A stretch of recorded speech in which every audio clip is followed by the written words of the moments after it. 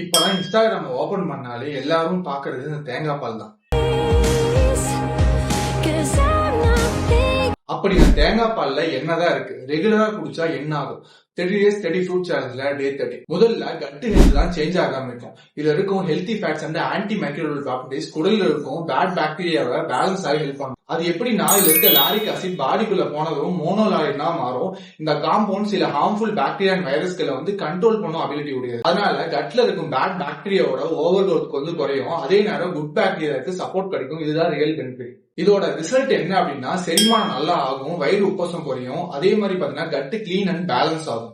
மேலும் குடல் lining com ஆகி இரிட்டேஷன் குறையும். கட்டு ஹெல்த்தி ஆகிட்டா நியூட்ரிஷன் அப்சர்ப்ஷனும் நல்லா நடக்கும். அதே நேரம் ஸ்கின்லயும் சேஞ்சஸ் தெரியும். கட்டு கிளீனா இருந்தா தான் ஸ்கின் க்ளோ ஆகும். இதுதான் டைரக்ட் கனெக்ஷன். தேங்காய் பால் இருக்கும் ஃபேட்ஸ் ஸ்கின் ஹைட்ரேஷன் இம்ப்ரூவ் பண்ணும், ட்ரைனஸ் குறையும், ஸ்கின் சாஃப்டா இருக்கும். சில பேருக்கு டல் ஸ்கின் இருந்தா டெய்லி ஒரு கிளாஸ் ரெகுலரா குடிச்சிங்க அப்படின்னா நேச்சுரலா க்ளோ ஆகும்.